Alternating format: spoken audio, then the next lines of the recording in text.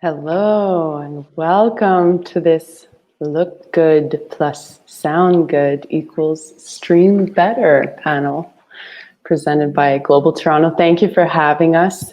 Before we jump in, I just want to give a quick lay of the land. We're going to get real into this topic for about an hour. People can ask questions throughout on the chat, and you'll need to be signed in to do that, so make sure you're signed in.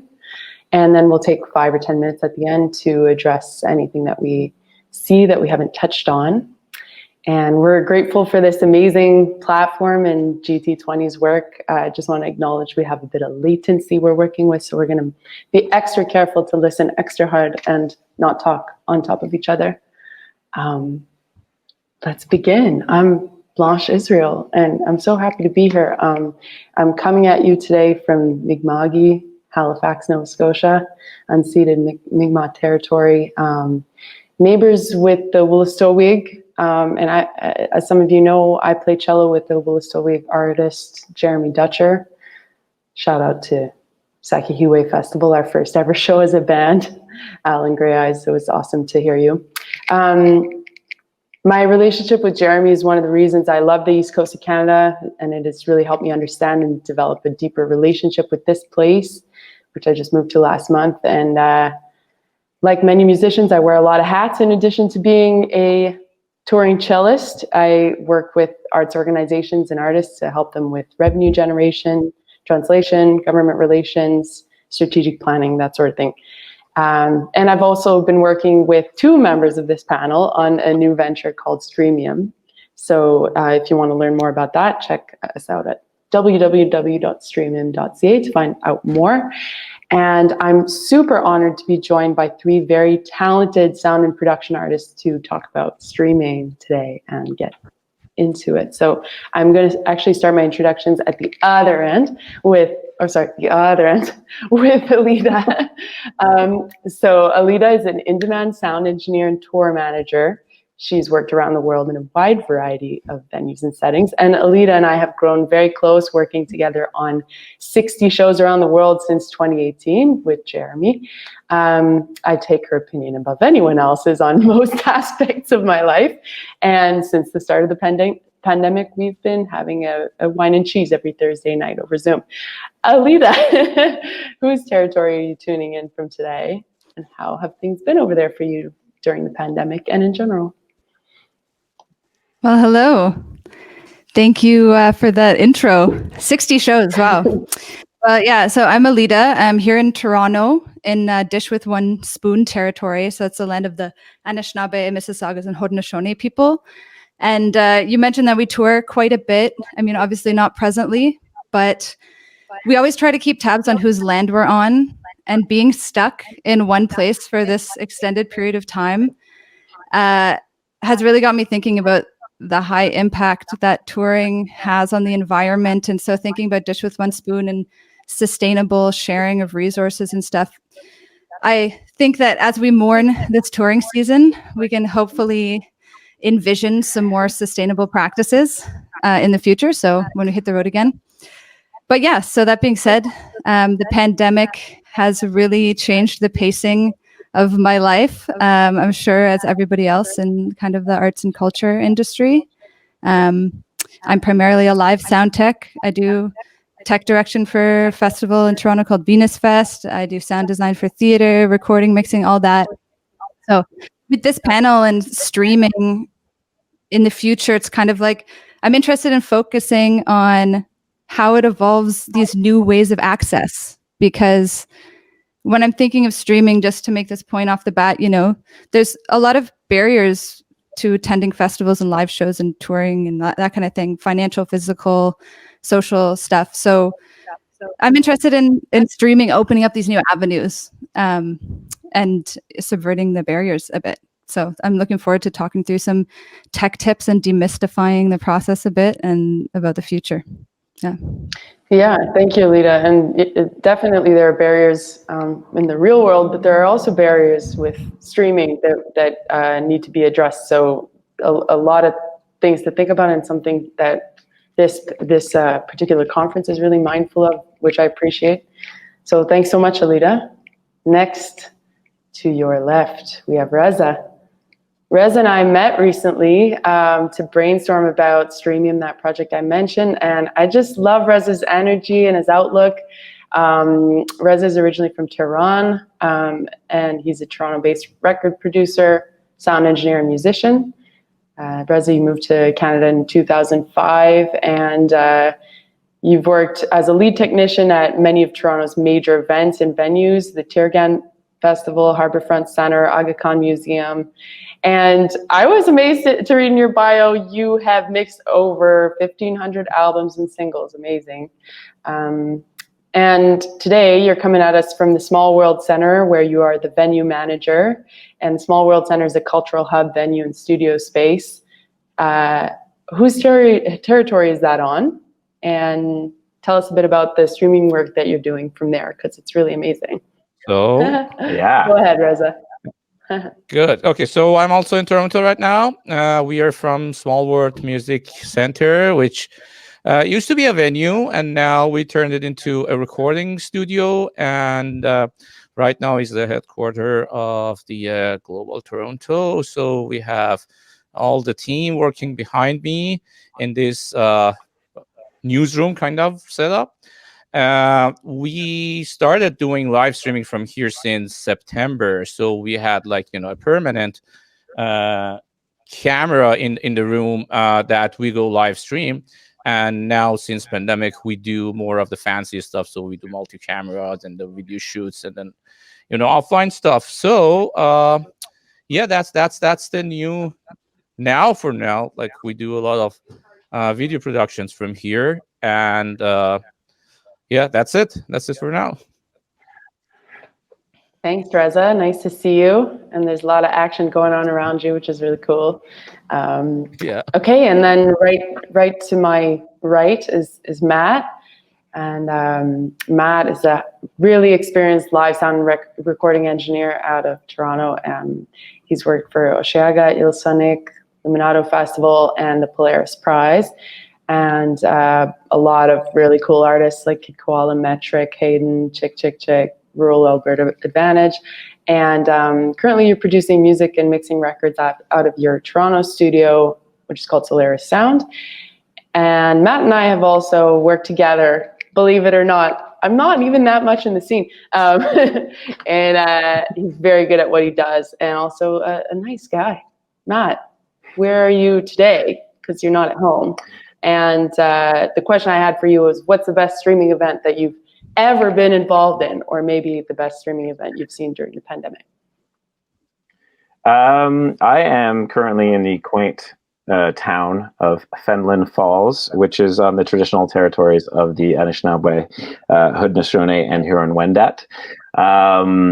I've been up here for about 4 months now, though I do have to go back into Toronto to work in the studio. But so I've been going back and forth. But there's a whole bunch of family members up here, and we all decided to basically become a commune to ride out the pandemic that everyone's experiencing. So we feel lucky to do that, even though both myself and my partner have lost all of our, major events for the summer.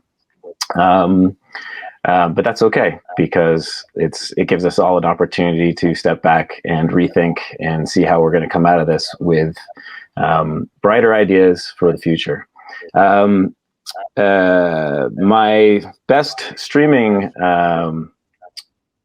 experience, I would say, pre-pandemic would have been being involved in the Polaris Prize Gala, which was, it's a big live show, but at the end of the day, we streamed it live on CBC, and just preparing that, interacting with a huge team to do all the video lighting and get the sound right, so that as soon as the audience heard it online, it was exactly the representative of the artists. And I think that's where we first met, Blanche, was when you were playing with Jeremy.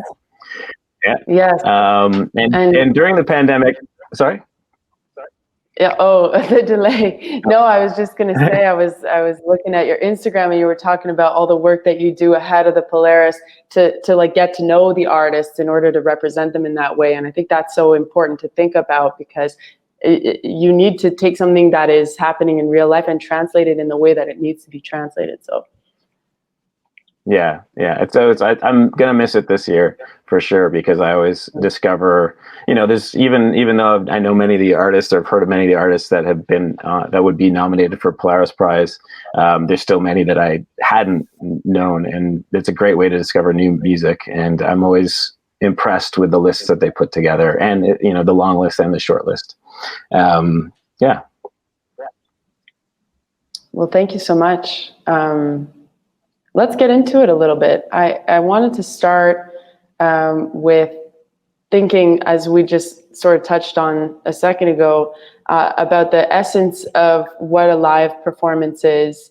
And let's start with Aleda. Like, what is so great about a live performance? Why do people go to hear live music when you can hear amazing music with amazing speakers all over the place, or you can watch videos where you can see people really close up?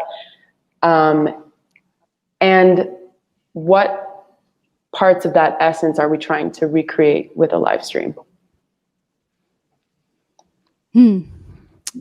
Well, I think it's, exceptionally hard to define the essence of live musical performance, right? Like, I mean, you can go in so many directions, but it's deeply personal, but it's also super social. It's like you can talk about psychoacoustics and how live music just like turns people on in the most human ways and pushes all the buttons, and it's this very kind of collective consciousness kind of thing. Like,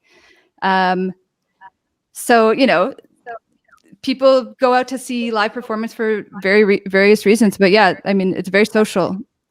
So how do you bring that kind of thing to a live stream? Like, I think it's going to be really hard to try to replicate the feeling of experiencing live music in the flesh online in a more unnatural way. And I don't know if streaming will ever like replace it necessarily, but we can definitely recreate or reimagine aspects that draw you to live music and try to fit them into this new way of, or temporary, like, the way that's working for people now to kind of share their stories.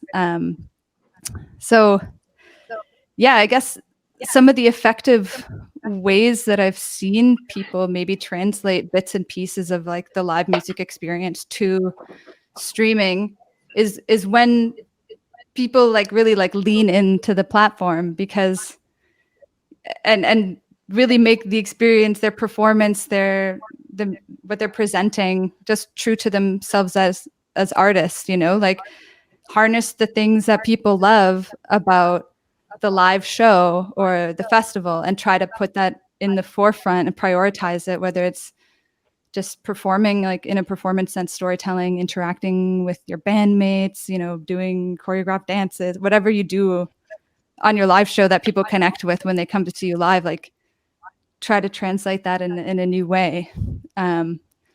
So yeah, like be intentional as you would with a live show. I think that's a way to try to kind of replicate it. But also there's so many other ways, that streaming offers to be able to like connect with fans, or, experimenting with your set and etc. Yeah. Well, thank I like you. to see people get creative. Yeah, absolutely. And like the way that we play with the medium on stage is the same way we need to think about this medium, and not necessarily just as a barrier, but as something that we can play with. And there have been some really interesting and sort of experimental early stage things going on. Maybe we can get into some examples a little later.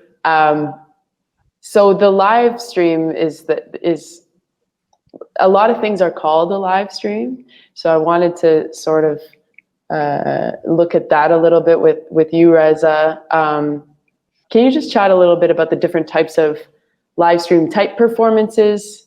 We've got like fully live, pre-recorded live, private live, and just the pros and cons of the different ways to present a live stream. Yeah. Okay. So fully live and like live, like what I call it, like living room Live to live. tape. That's Mm. like, yeah, that's a live stream. Uh, well, as Aleda said, like it has that feeling, that the connecting with the audience, and even when I'm watching a live stream, I think like that performance is for me, so I feel close to the performer, and then so it's more natural. You can get fancy, you can add like staging, design, effects, multi-camera, make it you know a little bit more technical, but at the same time it's a risk of some technical glitches, internet uh, quality, and so all this stuff. We'll get to the details. And there's also like pre-recorded live thing that people do a lot these days. So it's live, but it's not live. So they pre-record and they do nice sound mixing, post-production, color correction, all those stuff, and then you get a better quality, less risk of internet disconnection or all those stuff. But then it's not 100% live. I mean, it's performed live at the same sometimes, but it's not at the same time. uh, the real live stream, when you go live to platforms, uh, as I said, we've been doing that for past 8-9 months with single camera, multi cameras. Uh, I love the feeling of that, especially for the venue like this size, which is 70 capacity. I had performers here that they played for 70 people, and then like 4,000 other people watched them around the world at the same time, and that's cool because if you're living in another country time zone, you might want to dial in and then look at your Facebook, watch that event, and enjoy it. There's some technical issues for that, which is like it's some parts we can do it on our side, get a better internet, better connection, uh, the way that we're mixing the audio, using multiple camera, using video switcher. But there's some stuff on the other side, which is on the platforms that you're streaming. For example, Facebook and Zoom, they are both mono. They're no stereo. So what Facebook happens in the Facebook audio is, first of all, it's a lot of compression. So it looks like a WAV file that we call it. They compress that to MP396. And this noise reduction filters that happens on top of all the sound, it makes it like sound underwater. So it's a lot of like compression, noise reduction. And personally, I'm a really stereo mixer. Like since day one, 30 years ago, I started mixing. I love hard panning left and right. I want to mix like drums from audience perspective, hard pan like my toms. And then when I'm mixing a show, I just position all the artists on a stage. But once you get that thing some into mono, you lose all that Mm. all that stereo imaging and perspective. That's one issue. The other thing is like reverbs sound funny because most of the reverbs they designed for a stereo system, and when you sum your left and right into mono, then it gets muddy and mushy, so you don't get that definition that you hear in your studio or in your PA speakers. So these are some technical things that uh, YouTube Live is better. I realize that even if you fully cut one side of your input, you still get stereo, but it's like less. So it's this is something that I've been dealing with. That like I try to set up a matrix on my mixing console, send stereo feed, but at the end of the day you get it on Zoom or Facebook, which is mono, and you can't really do anything with that, and your reverb sound funny. So we have to deal for that for now. uh, but in pre-recorded stuff, you can do high quality audio. You can do like 4K video, whatever, and then send it out there. All your effects and everything else stays there. But as we all said, it doesn't have that feeling that you feel that the performer is there for you as a live concert. Right. And just to add to that, at the end of the day, most people are listening just on their phone speakers. So all of that is kind of thrown out the window anyway. Yeah, thank you for those technical specifications. And I think that brings us to, that basically begs the question, should it be live? And so Matt, what's your take on that? Like, when is a live stream maybe not the answer, and when is it the perfect fit? I think, yeah, it's live streaming's pretty, like Reza said, it's pretty amazing because people all over the world can now watch a performance. Something that, for the most part, before the pandemic, people would just play in their local concerts and theaters and that sort of thing. And yes, it's amazing. Small World was able to set up a live stream for their concerts. But now you have a global audience, right? And so it's pretty amazing like that. But just like touring live, there are limitations with live streaming. And I think it's like everyone said, you can't replace the feeling of a live concert, the energy and the adrenaline and the atmosphere and the community aspect. I think can be replicated, but in a different way. When I was asked to do this panel, I kind of like started thinking, you know, what if we start questioning the base of where, like, live streaming was the first thing that we all gravitated to because it's accessible to anyone with an internet connection. It's relatively easy. Facebook had, you know, most people have a Facebook or an Instagram, or Zoom obviously became really popular really fast. So it became an immediate replacement, and it's sort of what we gravitated to. But at the end of the day, it's just a model. It's just a model for how to connect and get your music out there. And when I was asked to do this, I reached out to a number of like industry technical people and production companies and artists to sort of see what their take on live streaming was and what their advice would be, or what their thoughts would be. And a lot of them came back that the thing to think about is a live stream shouldn't necessarily be, if you want to rise above right now, shouldn't necessarily be recreating a live performance. It shouldn't just be a filmed performance. And we kind of need to figure out new models for connections. Obviously, I think it's still going to be an online situation. So there's like a live stream, you know, be like, as you said, there's multiple kinds of live streams. So it's going to be something there, but it's something for art. The one thing I would tell artists to think about before they start planning their first live stream, let's say, is like, think about what they want to get out of it. What did we get out of live concerts? And some of it's about getting discovered by new fans, you know, because you would have bands playing together. And so your fans would meet their fans and you develop new fans because of that. With live streaming, we're not necessarily seeing a lot of that unless it's a curated show by a promoter, you know what I mean? Like where you have a couple artists performing together. Usually it's someone at their own home. So how do we get those connections so that people start collaborating on a live stream? I think that would be an interesting way to move forward. There's interaction, there's community,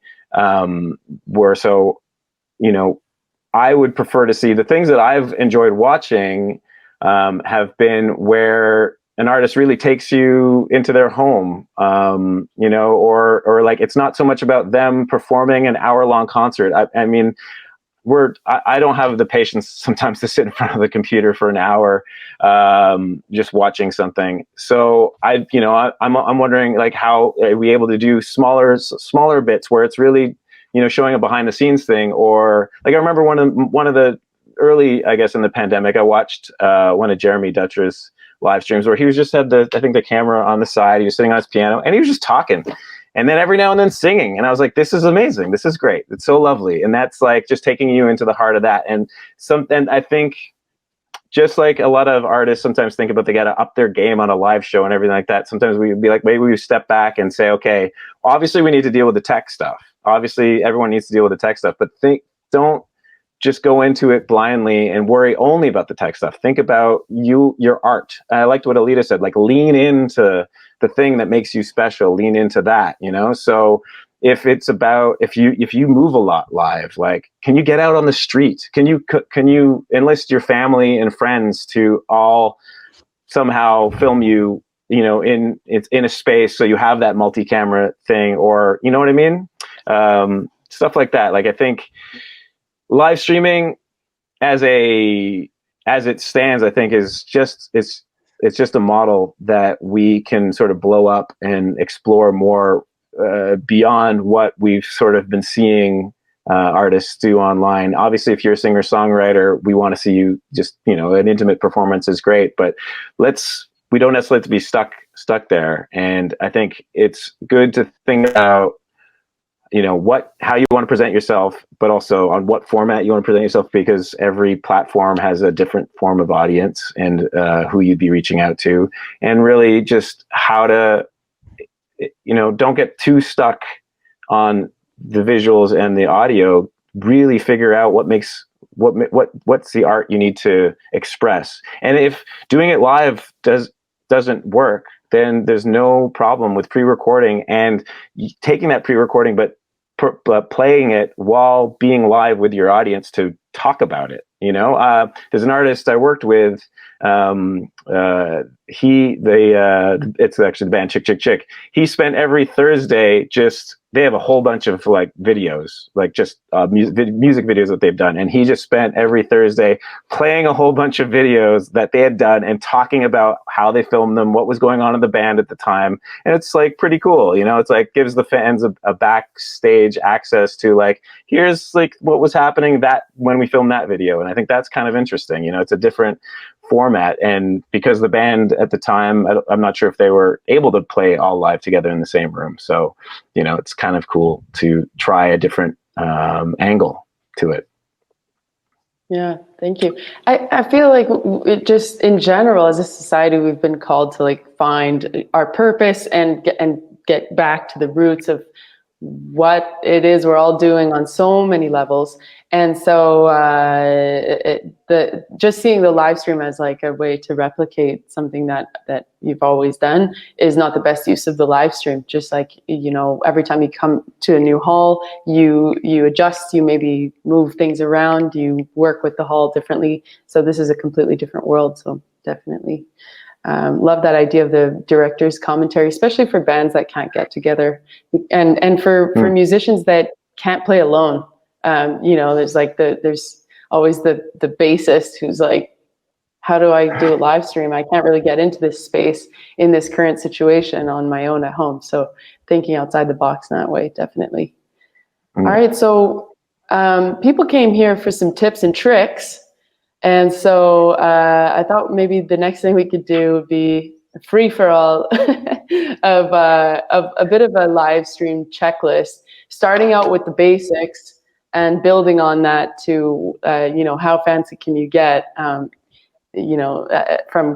home all the way to if you had all the money in the world, like Katy Perry at Tomorrowland. So maybe let's start with Aleda, if you want to go first. With just some of the points that people should keep in mind when they're getting ready to do a live stream out of their house. Right. So I think we also talked about how we're going to be maybe compiling a list of some pretty simple tips and tricks, resources. But I mean, I think we've all seen our circles and their live streams just kind of like evolve over time. When we first started, like Quar, you couldn't do anything. You couldn't rent anything from Long and McQuaid. You literally were stuck with the gear that you had in your house, maybe Jimmy rigging a couple adapters together to like get it to go into your iPhone and, that kind of thing, or whatever, using whatever mics you have. So it's been interesting to see things evolve as people kind of can improve the quality of their setup as I go along. But I think basics, super basic, like when you're thinking about performing in your house, there's various things, we're going to go through the checklist, but I would say just controlled environment, like decent sounding space. Like you don't want to have your window open to the street. You want to have good mic technique. You want to not have your child running around having a temper tantrum in the background. It's just kind of keeping, and most musicians that have a home studio already have a pretty good idea about that. So the same kind of thoughtfulness applies to a live stream in a way. So, at the very least, like, keep things simple. Well, I think we're kind of going to go through the anatomy of a live stream a bit, but there's so many different ways of going about it. But I would just say, number one, like, think about your environment, think about the kind of the control you have over the space. Where is the best internet connection? Where's the best lighting? And I think we're going to go more in depth in this. But as Blanche said, like, and Reza and Matt know, like, you can have an effective live stream with, like, literally just Instagram live, taking all requests with an acoustic guitar, just as you could have with a crazy production setup with moving lights and everything. Like, so it can just be such a range. But I think just starting with the basics, I would say, like, treat your space, be intentional about your placement and your living room cleanliness, etc. And then, as we up and up and up, like, you change the vibe. But yeah, very basic. Treat your space, controlled environment, good lighting, good internet, intentional external gear, and I think we'll go through it all. Yeah. Thanks. Reza, if you were going to say, like, one thing that people could add to their phone in front of them, what would the first thing be that you would add if they were going to go and buy something or borrow something from a friend? What would be the most important thing that they could add? Get a good internet connection. I think that's the most important thing, because if you have a decent service on your internet, and then these new phones, they can go up to 4K. Their audio is amazing.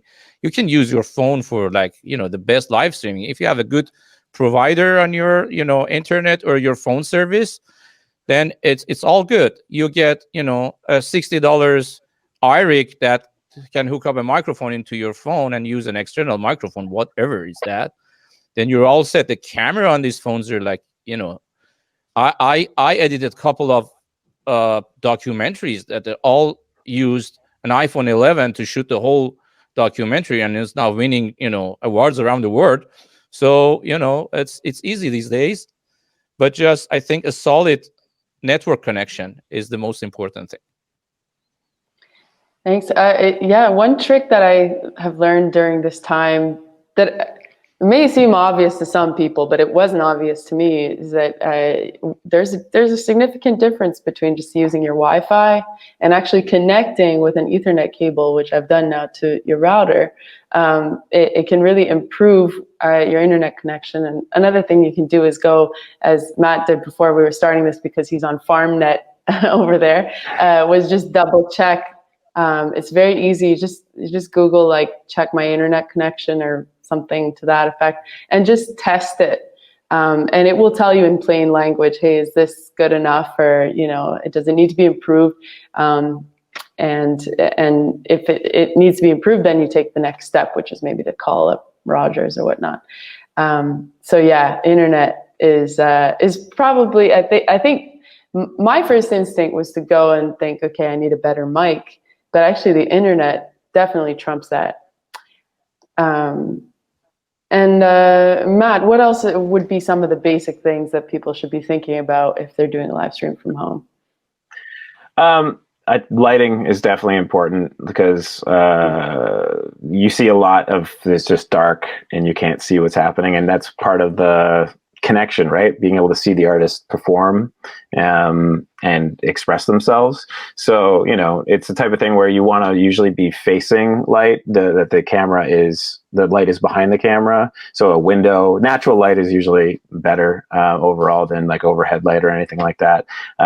Someone, actually, one of the people I was chatting to about what their advice was, they sent me a link to one of those halo. It's a halo light that you see actually a lot right now on those like HGTV shows where they're doing home renovations, but they're all doing it remotely. So all the people, they have these halo lights that is like a natural light behind their computer, and it's like they look amazing, and apparently they're only about $50. So it's like, you know, yeah, lighting is a definitely thing, and it's if for someone just starting out, yeah, obviously your camera is important. A lot of people I spoke to were like, they want the multi-camera setup somehow. So, and I know Long McQuaid does rent GoPros, so you can't. I don't know. I personally haven't used the GoPro, though some of the artists I work with usually have them filming in the studio while we're going. So I'm assuming you can connect it to your computer, and then you have your screen camera plus a GoPro. You can have two. You can maybe somehow mix them. Reza could probably speak to that better than I. Thanks, Matt. Reza, did you want to add to the multicam setup if you wanted to suggest something to people who are trying to do that themselves from home? We might be getting into the fancier stuff. Multicam setup is kind of, yeah, because I called VStick like a month ago to order one of these like, you know, entry-level Blackmagic design video switchers that you can get like 4 HDMI and 1 streaming out. That's like nothing so fancy. It's like $400 or $500, and they're like, oh yeah, we had about 120 in stock, we're sold out. We have about 500 in back order, and they should come by the end of summer. It's like, okay, so now this is super popular. But once you get into multiple camera, then you get into more issues. One of the most important things is latency between your audio and video. The more stuff you add into your video side, they're going to lag your video, so you get some kind of delay on your video if your audio going through your computer through a different audio interface. That's what I've been using. So I use a separate audio interface because I have control on my gain.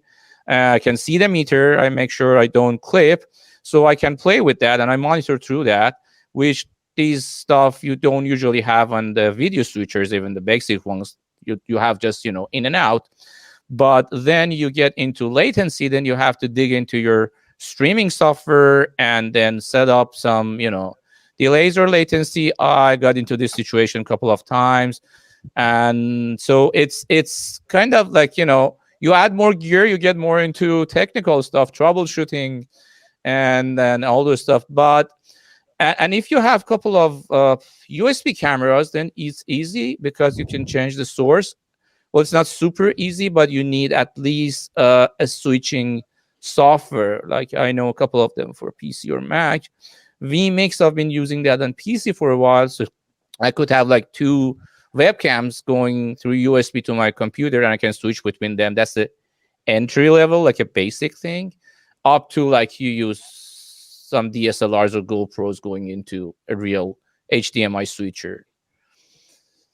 Right, and once you have that going, then you're getting into some of this encoding software. So can you talk a bit more about what maybe the first stop that people should think about when they're looking at encoding software, and also the cheapest stuff? Yeah, okay. So there are 2, I'm sure there are more. I worked with 2 popular streaming softwares, OBS and StreamYard. OBS is free, so it's open source software. You can download it for free. It's more of the techie thing. It's a little bit complicated, but it has a lot of great features, which I love it. StreamYard is you get the basic level for free, but if you want more features, you have to pay for that. The difference between them is OBS, it works on your computer, so it basically needs a powerful computer. You need a good CPU, GPU, RAM. But StreamYard is something online, so you just send the data to them. They process the other side. So you don't need to do a lot of crazy things on your computer. You can do with a really basic, not really powerful computer. StreamYard, you can stream from 2-3 different locations so easy. So you can add guest and host and different locations and switch between them, which is nice. In OBS, that you still can do that, but it's a lot of setup. But what I like about OBS is like you can get into your like, video resolution, the audio quality, switch between your different devices and all those stuff. So these are two really popular streaming software. So a lot of people, they don't have idea of like why we should use streaming software. We can go directly to Facebook in an easy way, not to get into a lot of like IT details. Means that to me, it's like you get more control, you get a better quality of encoding, you have access to more details than you go straight to Facebook. There's always like some compromising between your audio and video. Your audio quality might drop a lot and your video quality goes up, so you might get a full HD, but you get like a really compressed audio. With streaming software, you can control, you can switch between some, if you want to put some advertising, logos, pre-recorded videos, all those stuff you can do in your streaming software. But once you go directly to YouTube Live or Facebook or any of these platforms, you don't have that control. But I would say take a look at OBS or StreamYard. There are tons of videos on YouTube how to use them. And these are two popular ones, and you use them all the time. I mean, I'm a big fan of OBS. I use this all the time. And I'll turn to, go ahead, Aleda. Well, I was just going to say that just to add to that too, like if you are just going into Zoom or various straight up kind of softwares, like there are little things you can do to improve the quality, like enabling certain settings. You just need to kind of, I would say, Google it, like, and find exactly what you can do, because you can, enable stereo and disable certain automatic microphone adjustments just to like increase it a little bit if you have to kind of use Zoom or those kind of things. So just wanted to mention that. Check out the settings. Yeah, absolutely. All these video conferencing softwares assume that you're just talking into your computer. So they do a lot of things to cancel out so that you don't get feedback. But if you plug headphones in and you click the right buttons, you can really improve your sound. Like truly, it really makes a big difference. And when I realized that, it was a bit of an epiphany, and it really made my life better, because I was getting really bummed out by bad Zoom gatherings of music, which I've done a lot of. Turning to Matt, like at what point is all this way too much for one person to be doing from their home? And at what point should they be asking a friend or a professional to work on this with them? And then part B of that question is how would that work? At what point to turn to someone is largely dependent on the artist experience or the person doing the streaming experience. I think, and what access to equipment they have personally. At the very baseline, if you say an audio interface and a webcam or you can start doing this, but if you want help, there are some services out there that you can do a one-on-one with an engineer, and they'll walk you through your setup so that you don't have to spend new money on getting at least a basic live stream happening. Where it starts to get, more complicated is exactly like Reza said, when you want to have multiple cameras or you want to start mixing more instruments, so it's not just you, or maybe it is you, but you play piano and guitar and loops and all this stuff, but you want to have independent control on the level of everything. So you'll need equipment. Now, in terms of where to find this stuff, I think Aleda already mentioned too that Long McQuaid does rent certain things.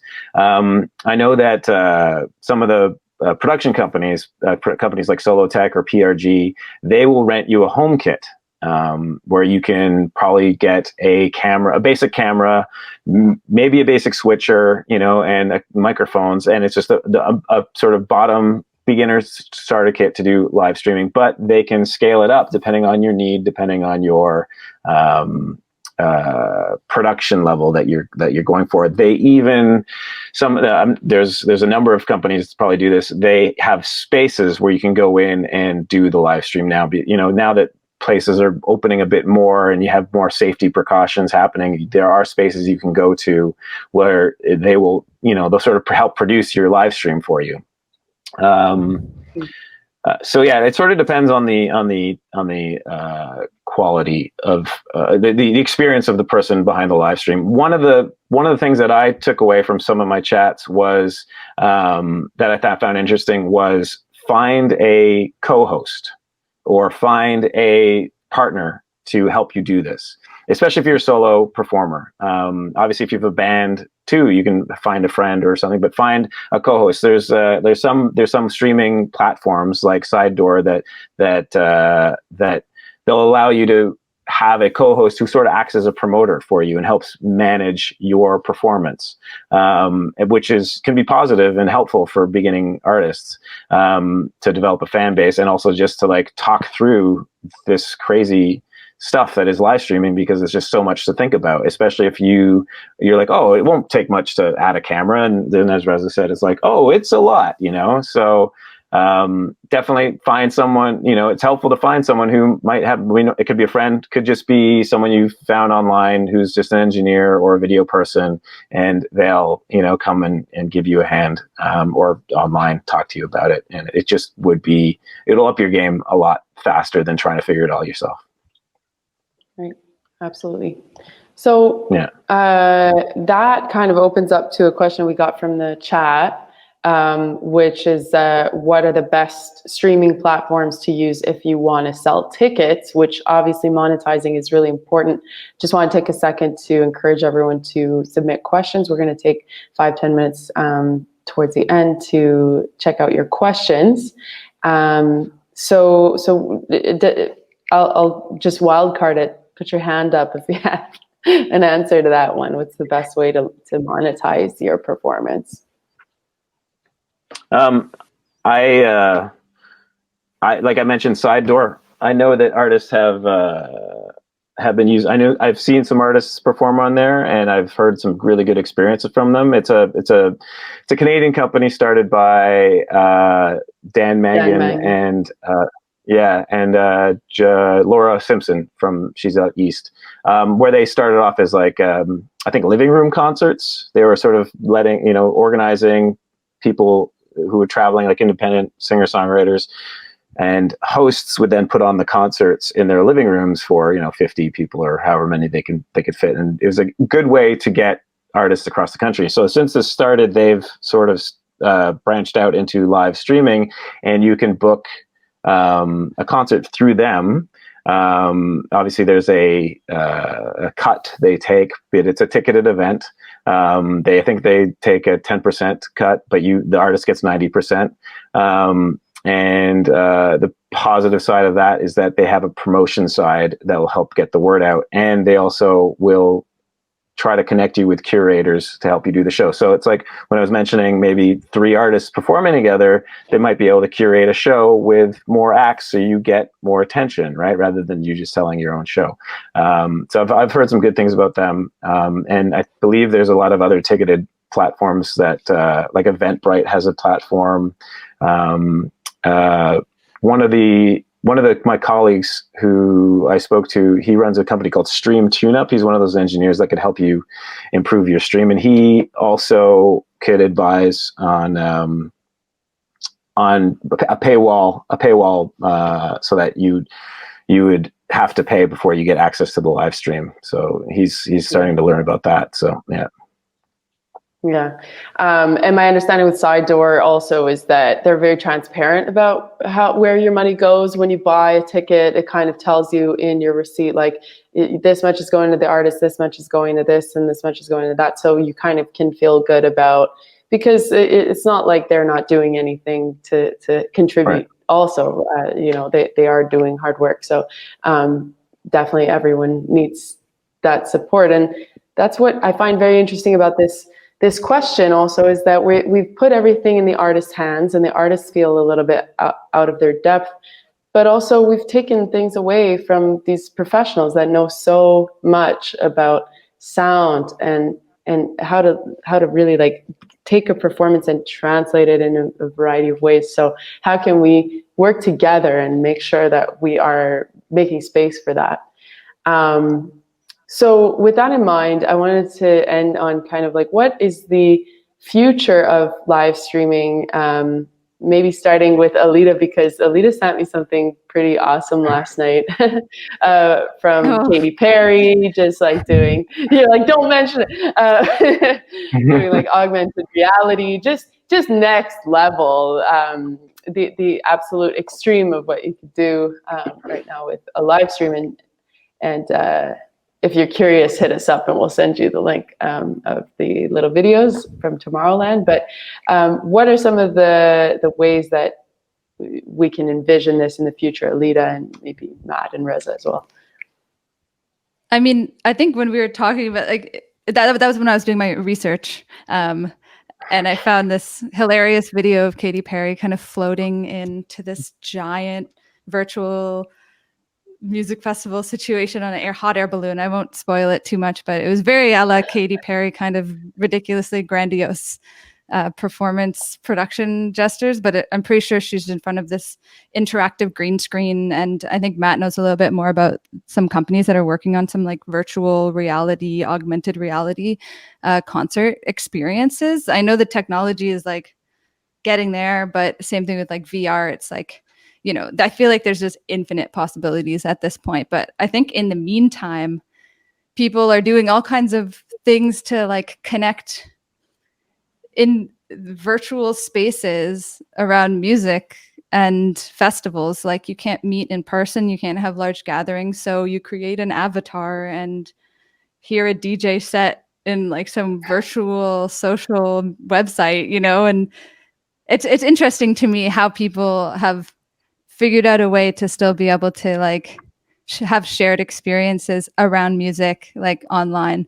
But just moving forward, like I think we're going to see a lot of like, I know I was talking to somebody about 360 recording, kind of like binaural audio, like recording live shows and filming in 3D and that kind of thing. So I could only imagine that being put into a consumer world where we all have these headsets and we can all like rave together, like and like touch each other. I don't know, like that kind of thing, right? You can actually go and have this 360 experience, but that's just thinking way into the future. I feel like it's endless possibilities.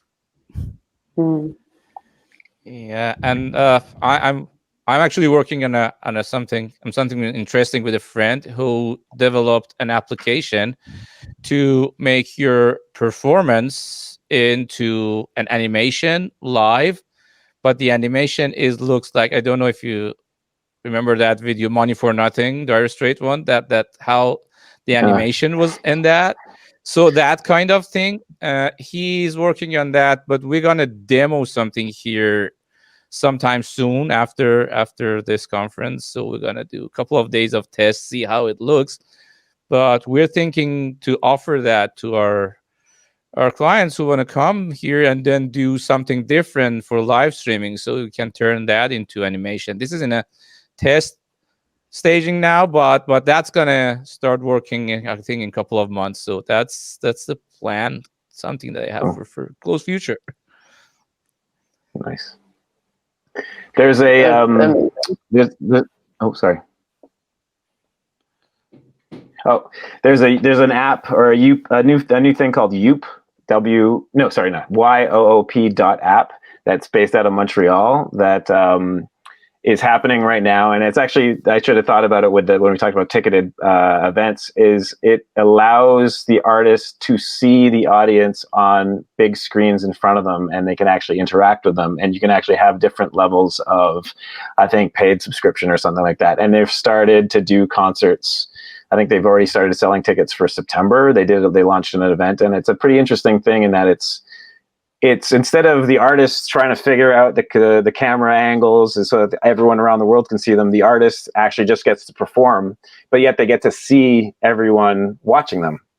because usually an artist performing, they're probably not looking at the screen. They're not looking at performing at home. It's not looking at the screen. Maybe if you're on Zoom, you can see some people, or you can, there's different settings you could have, but mostly you're just playing to yourself. Whereas this is actually an experience where, for now, you can at least see 2D images of your audience and how they're reacting, which is kind of interesting. And then, I think the next step will be some sort of virtual reality situation. I always said when I was touring and I was tired at the end of a day, and I was like, man, why do we have to go from town to town? Isn't there a way we could eventually have the artist play in a sound studio and then say, we're playing in London, Ontario tonight, or Vancouver, but we're still at home, and everyone in that venue or that town who wants to watch it is got their own virtual reality situation here, and it's 20 years in the future. So our stage manager is also mentioning the very platform we're on right now, Neme. I'm going to go with Neme. Lena is the stage manager's name, I believe. And Lena said, basically, Neme is the independent label of live streaming with pay/register and all the features built in. So something to check out. I was curious about this platform because it's performing really well. We have just a couple more minutes. If everyone could just take 30 seconds to kind of say, what are you currently excited about or most looking forward to for after? And where can we find each of you or your work online, and how can folks stay in touch?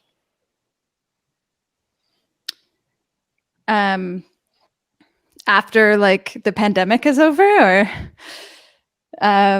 I'm definitely looking forward to mixing a live show on big speakers at a festival with no sound check, and just to get, I don't know, the excitement. I still get excited about the work I'm doing at home, but it's definitely a change of pace. So, as many people can't wait to perform. I can't wait to participate again. But at the same time, maybe with a little bit more intention. I don't think the industry has had, and at least in the span of my career, has had this amount of downtime to kind of reevaluate. So as I kind of said in the intro, it's I think it's important for us to kind of think of how we can do things in a healthy way and a more effective way, and use the tools that we have all worked hard to maintain this connection over this time of downtime, how we can use those. But anyways, you can find me, Google my name, Google me.